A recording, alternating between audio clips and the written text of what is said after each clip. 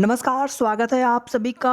Added junior शिक्षक भर्ती में बात करेंगे यहाँ पर 19 जनवरी के कोर्ट ऑर्डर आने के बाद से इतनी चीज़ें क्लियर हो चुकी हैं कि विधिक रूप से कानूनन रूप से अब आपकी भर्ती में भर्ती प्रोसेस करने पर किसी भी प्रकार का कोई स्टे नहीं है।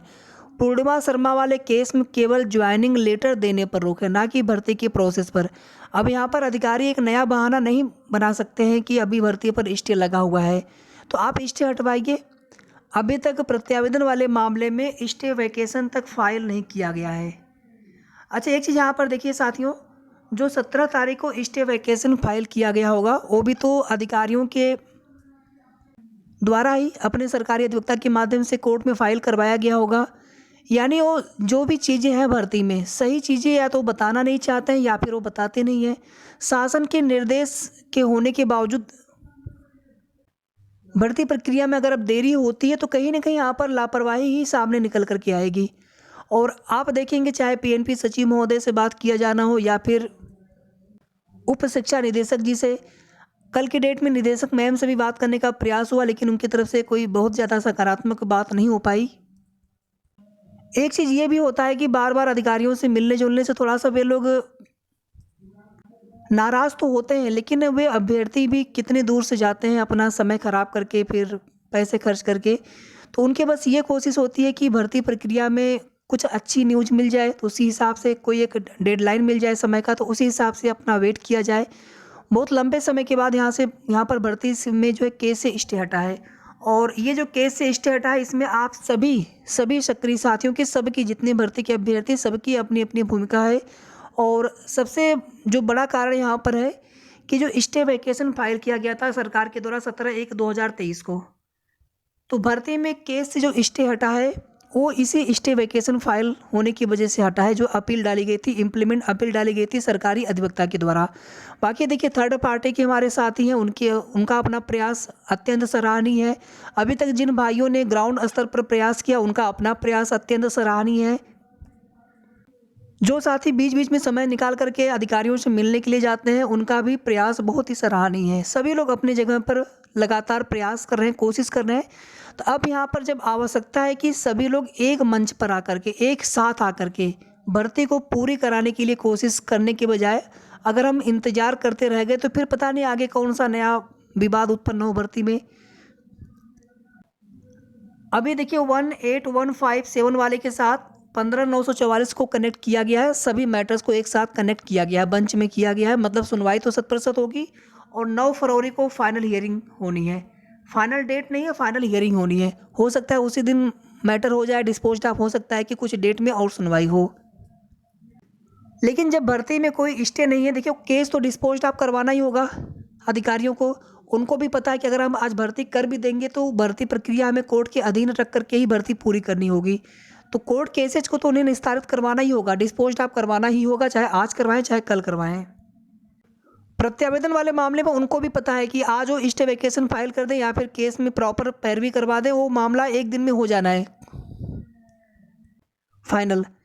उसके बावजूद अगर यहाँ पर देरी की जाती है, उसका सिर्फ और सिर्फ एक कारण है कि अधिकारी चाहते हैं कि हम सभी केस के मामले ख़त्म कर लें, उसके बाद फिर आराम से भर्ती करेंगे। तो ऐसा यहाँ पर न होने दिया जाए। हमारा विनम्र अनुरोध है, निवेदन है आप सभी से, और उन अधिकारियों से भी हमें निवेदन करना है कि सर अब जो है आप जो भी केसेज हैं आप उनकी पैरवी करवाते रहें, भर्ती लेकिन करवाइए। आप लोगों के समय पर जवाब न लगाने की वजह से ही भर्ती में एक बार स्टे लग चुका था। आप क्या चाहते हैं फिर से कोई नया उसमें कोई दिक्कत आए? तो बहुत इंतज़ार हो चुका है, छोटी सी भर्ती है, किसी को नहीं पता है कि किनका सिलेक्शन इस भर्ती में होगा। और इस भर्ती के भरोसे भी बहुत सारे अभ्यर्थी बैठे हुए हैं। बहुत सारे ऐसे हमारे कैंडिडेट्स हैं जिनका कहीं ना कहीं सिलेक्शन हो गया है। जैसे कल आप देखेंगे यूपीपीएससी से आरओ एआरओ की भर्ती थी 2021 की, कुछ हमारे साथियों का सिलेक्शन हुआ है इस भर्ती में। इसी तरह से और भी कई रिजल्ट आए हुए हैं। TGT 2016, D triple S B हो गया, इसके पहले टीजीटी पीजीटी की भर्ती थी, एलटी ग्रेड की भर्ती थी। कई ऐसी भर्तियाँ, लोअर पीसीएस की भर्ती हुई, कई ऐसी भर्तियाँ हैं जहाँ पर अभ्यर्थी सेलेक्ट होने के बाद जूनियर एडेड शिक्षक भर्ती में फॉर्म आवेदन या फिर यहाँ पर काउंसलिंग करवाने नहीं आएंगे अगर उनका सिलेक्शन हो भी जाता है तो। इसलिए कहीं ना कहीं अब कम गुणांक वाले हमारे साथियों को भी उम्मीद है कि हमारा भी इस भर्ती में हो सकता है। और सब लोग बहुत ही बेसब्री से इंतजार कर रहे हैं भर्ती कब पूरी होगी, भर्ती कब प्रक्रिया शुरू होगी। यहाँ पर देखिए साथियों, जब 17/602 में जब लगा था भर्ती प्रक्रिया में ज्वाइनिंग पर स्टे, तो आप देखेंगे सेम कोर्ट ऑर्डर हमेशा इसमें भी आता था और हर बार कोर्ट ऑर्डर में ये चीज़ें जरूर मेंशन की जाती थी। जो इंटरिम आदेश होता था, इंटरिम रिलीफ होता था, उसको नेक्स्ट डेट के लिए एक्सटेंड किया जाता था। इसी तरह से 15/944 वाले में भी होता आया है।